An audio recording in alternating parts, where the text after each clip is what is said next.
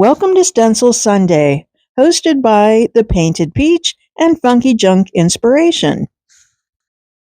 You've landed on the Tuesday Talk channel. I do lives every Tuesday night, but I love to participate in Stencil Sunday. Today's project is super simple and a little bit unexpected. We all get so many mailers, things from Walmart and things from Amazon. So I'm going to upcycle one of these padded bags for a door hanger. So I'm cutting it down a little bit and I'm going to paint it. First, I'm making kind of a cuff on the top of it because it's going to be for my door and it'll be a hanger. So I'm creating a little pocket, evening it up, and then I can get busy painting it.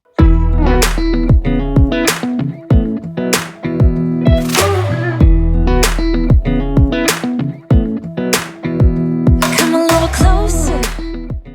I'm using a soft pink color, and I need about 1.5 coats to give it good coverage. I just want to make sure that I'm covering up all of the writing that's on it so that none of it peeks through, because it is kind of a light color. If you use a darker color, you might not need to do that and only get away with 1 coat. I'm not painting the back of it since nobody's going to see that. Making me feel like I'm falling. And when you're moving, I can hear my calling. There's no one else here that I see but you. It's what you're doing that's making me feel like I'm falling. Yeah, I'm falling in love. While that's drying, I'm going to do something really simple and use a paper plate and make my own stencil. Of course, a heart is the easiest thing that you can make a stencil of, and I would normally just paint it on there, but it is Stencil Sunday, and it's just a reminder that you can make stencils out of any shape that you want. Just draw it on there and cut it out. And simple materials like a paper plate or a piece of cardboard is all you need. It's what you're doing that's making me feel like I'm falling. And when you're moving, I can hear my calling. I center it, and then I'm using a large stencil brush and a color called Chantilly. I'm going to just kind of fade around the outside edges, fade into the center so that the center is pink. You don't have to do this, but I just thought it was a cool effect, almost like an ombre look.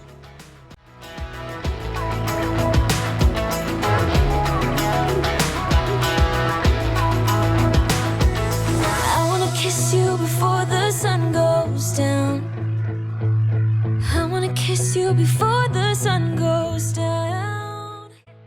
I'm a little impatient, so I'm using the heat gun to dry in between. And yes, be careful, I did burn my hand today, so please be careful when you're using hot glue guns and heat guns. It's what you're doing that's making me feel like I'm falling. I'm debating on some different stencils. I look at this one, I had ordered a few from Amy Howard, and I just love this little kissing booth one, but maybe that's not a good thing to put on your front door. A few other things, I just feel like the images are a little too small. So I landed on these stencils from JRV, and I'm going to spell out love. You can see these are well-loved stencils. I like them because I can line them up, and it really looks like handwritten. So a little tip that Zeb and Jamie give is to use a Sharpie and write the letter up in the upper right-hand corner. It's so much easier to find the letters you're looking for. I'm using a color called Honky Tonk Red and just stenciling, and in between each letter, I am going to use that heat gun again just because they overlap a little bit, and I don't want to smear the paint while it's wet.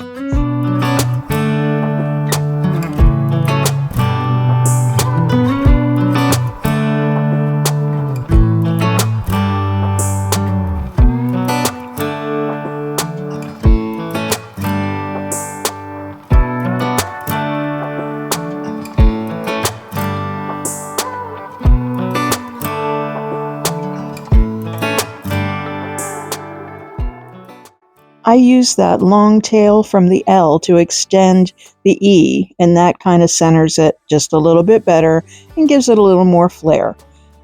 I'm looking again at the Amy Howard stencils to see if I want to add any more. I decide against it because I want to keep this design pretty simple. I take a pink Posca marker and just outline my letters a little bit just to make them a little more crisp.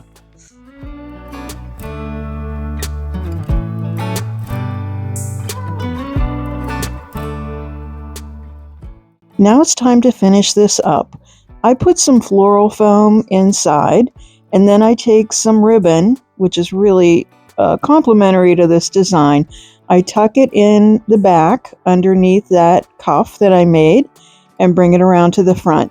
I do use a piece of tape on the back. I have painter's tape there, and that helps me to secure it in the back. At first I put the bow right in the middle, which I don't like because it covers my design. So then I do kind of twist it a little bit and get it over to the side so it's more asymmetric, and I like that a lot better. I also secure that with a little piece of tape underneath that cuff, and I trim the edges of the ribbon so that it's not too long, but I won't let them go to waste.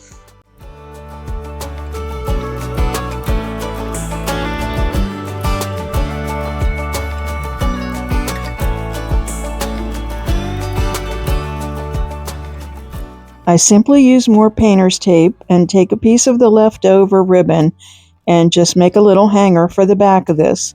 Again, no one sees the back. I have lots of little baby's breath kind of florals that I'm trimming down, and I'm just going to poke them into that floral foam. I am not a floral arranger by any means, so I fooled around with this for quite a bit, and you can do the same.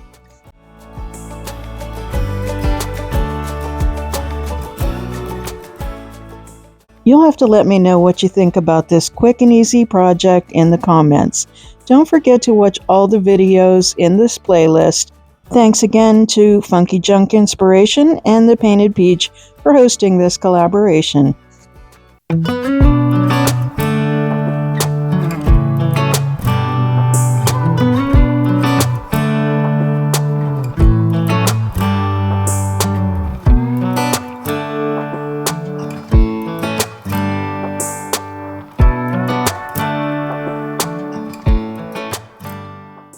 I hope you'll consider subscribing to my channel and visit me every Tuesday night. Also, visit me over on Statement Designs, where I flip furniture, and also over on the Flippin' Bunch, where we have a podcast every Wednesday night and discuss all things flipping. Thank you so much for watching today. Liking and sharing this video helps my channel so much. Find Statement Designs on the web at www.statementdesigns.org. I sell my flips on my website. Stay well.